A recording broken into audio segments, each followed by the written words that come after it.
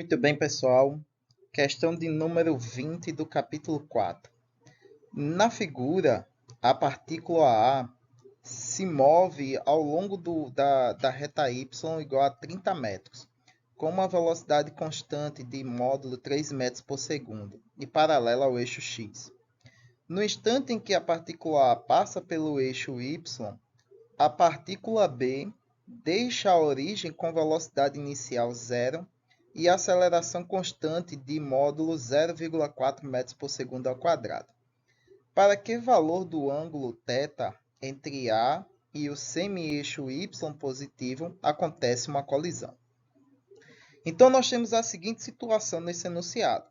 Nós temos uma partícula A, ali destacada em roxo, que está fazendo um movimento na horizontal, paralela ao eixo x.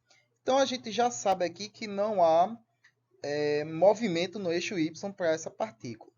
Quando ela cruza o eixo y, né, que é a posição dela está ali na figura, a partícula B, logo lá embaixo, né, destacada em verde, parte da origem, que é a posição dela está, com um certo ângulo θ em relação ao eixo y, e com uma aceleração inicial de 0,4 metros por segundo. E ela parte do repouso, então ela tem uma velocidade inicial zero. E elas vão se cruzar ali num ponto.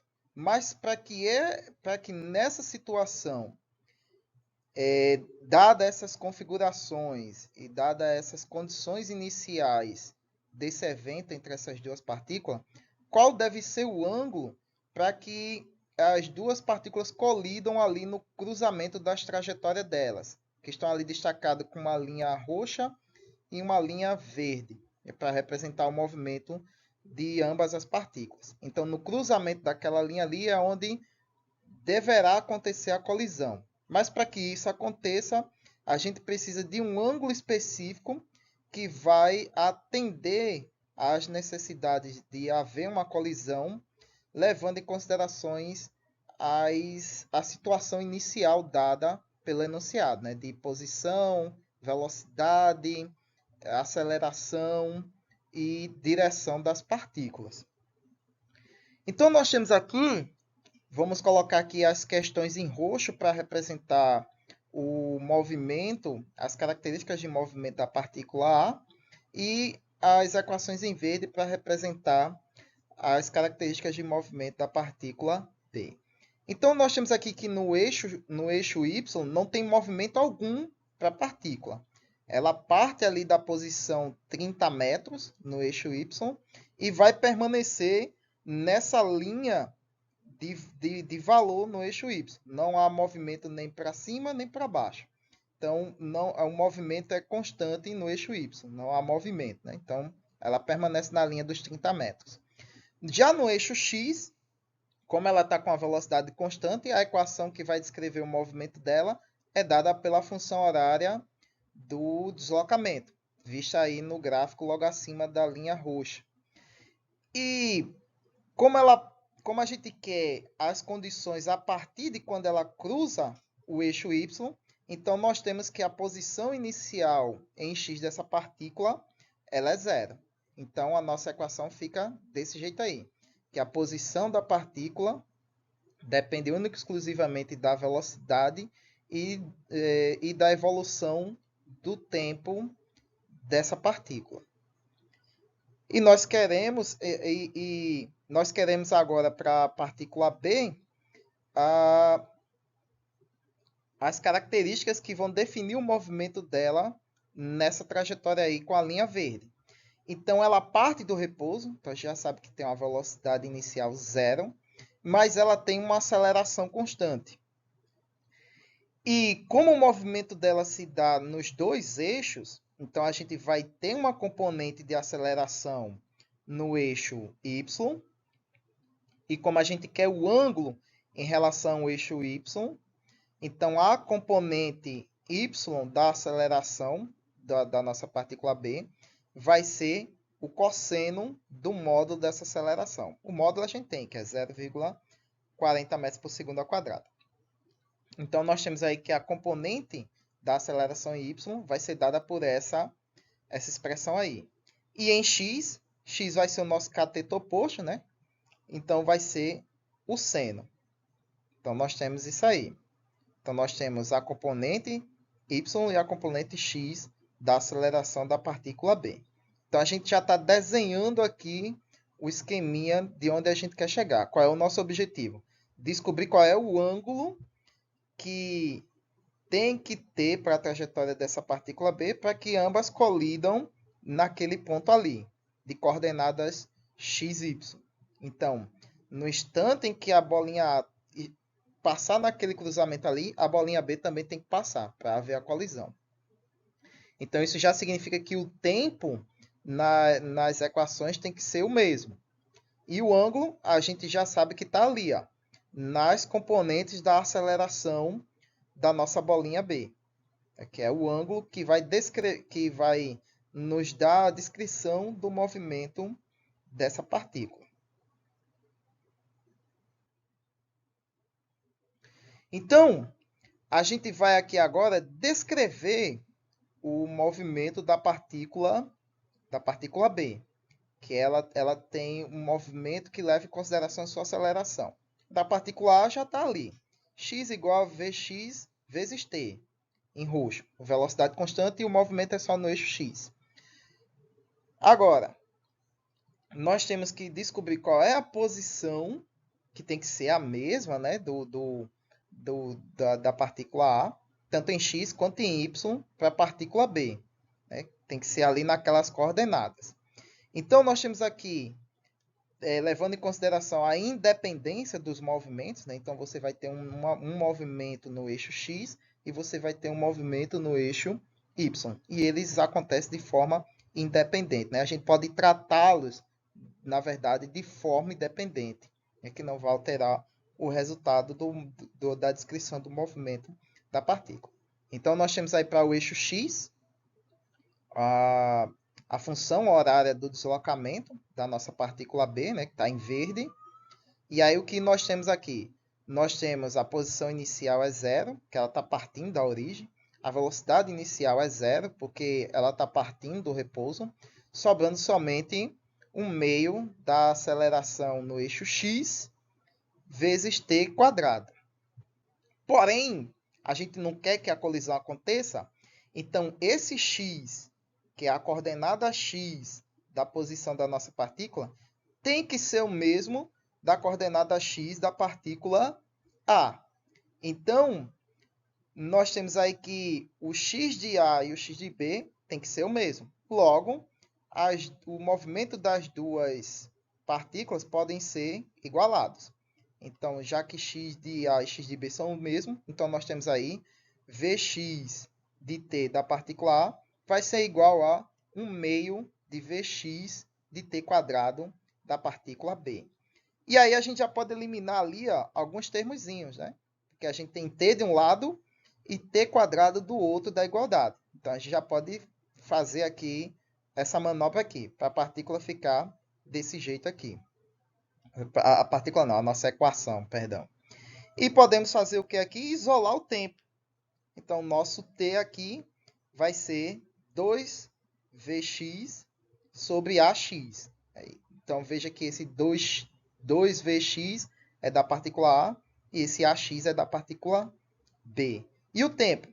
O tempo está em verde porque eu extraí da equação da partícula B. Mas a gente sabe que esse tempo tem que ser o mesmo tanto para A quanto para B. Então, esse T aí também serve para a partícula A, porque eles têm que chegar no mesmo intervalo de tempo naquele ponto ali em amarelo, né, de coordenada x e y. Então, esse T aí vai servir para as duas equações. Agora, a gente tem que tratar aqui o movimento em y da partícula B, porque lembre-se, a partícula A está em movimento constante e só sobre o eixo x. Então, B é que tem um movimento mais complexo. Está atuando nos dois eixos, x e y. Então, a gente já fez a análise para o eixo x. Agora, vamos para o eixo y. Então, função horária do deslocamento para um movimento acelerado. Porque lembre-se que a partícula está em aceleração. Então, está aí. Mesmas características. A posição inicial em y é zero, porque o nosso enunciado diz que ela parte da origem. Então, se parte da origem, a coordenada da posição dela é 0, 0. 0 para x, 0 para y. E parte do repouso. Então, a velocidade nas componentes x e y também é zero. Sobrando, mais uma vez, somente quem? 1 meio de AYT quadrado, ou seja, 1 meio da aceleração no eixo y vezes o tempo ao quadrado. E, mais uma vez na análise, né, como a gente quer a colisão, esse y aí é a coordenada ali, ó, dentro do parênteses em branco, xy, né, é a coordenada da colisão, que tem que ser a mesma para o que tem que ser a mesma da nossa partícula A. E que coordenada é essa? A gente já tem. É 30 metros, que é a posição da linha do valor de y que a coordenada A está seguindo na sua trajetória. Então, para que a colisão aconteça, a partícula B tem que alcançar a posição 30 no eixo y. Então, a nossa equação fica 30 igual a 1 meio de ax ao quadrado. Muito bem. Agora, lembra que o tempo é o mesmo, né? Porque ela tem que chegar naquela coordenada em um certo intervalo de tempo para as duas equações. Então, o tempo aí, em ambas as equações analisadas, tanto na que está no quadrículo em amarelo, quanto na que a gente acabou de chegar nela agora, esse t é o mesmo. Então, a gente pode substituir o tempo em uma das funções. Então, a gente substitui ali, já que já isolou em x, a gente substitui ali na função extraída do resultado do movimento em y. Então, vai ficar com essa cara aí. 30, que é igual a 1 meio de AY, que multiplica elevado ao quadrado a função do tempo que a gente encontrou no eixo x e substituímos ali no lugar de t. Ok? Então, vamos lá. Rearranjando aí a equação, né, fazendo algumas modificações, a gente vai ficar com isso aí, né? Eu multipliquei em ambos os lados por 2, né? Então aquele 1 meio some, né, do lado direito da igualdade. Do outro lado vai ficar 2 vezes 3, que dá 60. Ali eu tirei o 2 de dentro da potência, né? 2 ao quadrado é 4. Aí a gente tem AY vezes Vx quadrado, né, que estava elevado ao quadrado, sobre AX quadrado. Vamos continuar.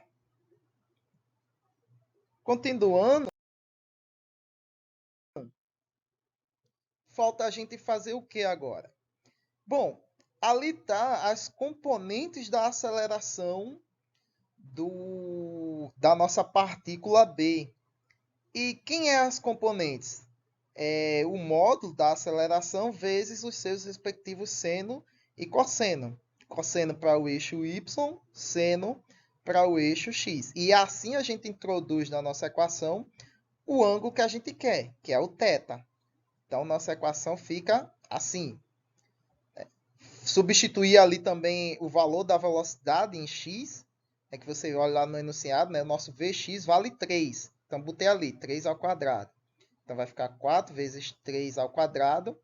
AY é módulo de A vezes cosseno de θ, sobre AX quadrado vai ficar módulo de A seno de θ quadrado.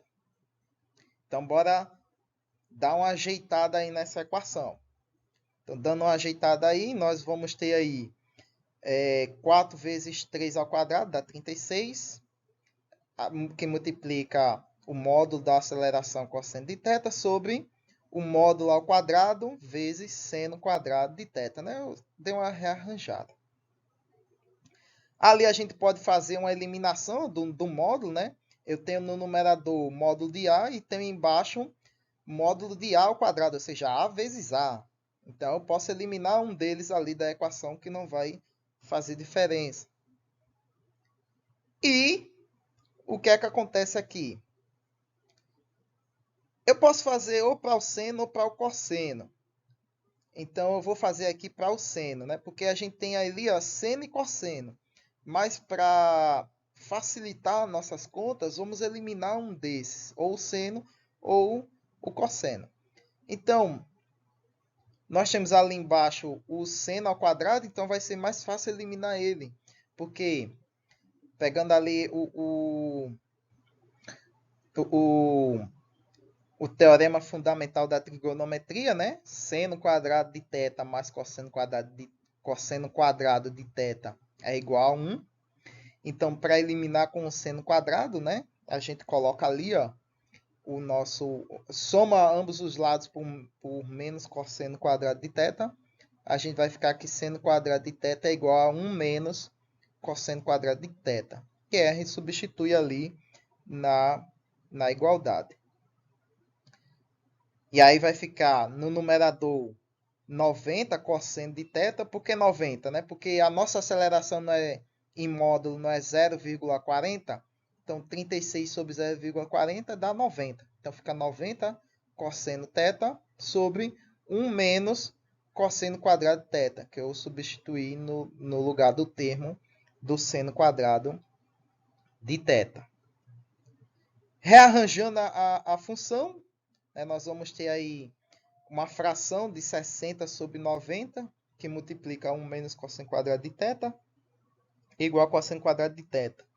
E rearranjando mais uma vez, a gente vai ter aí uma função de segundo grau, né, em que vai estar em função de θ. Então, nós temos ali, simplificando a fração, né, 60 sobre 90 dá 2 terços.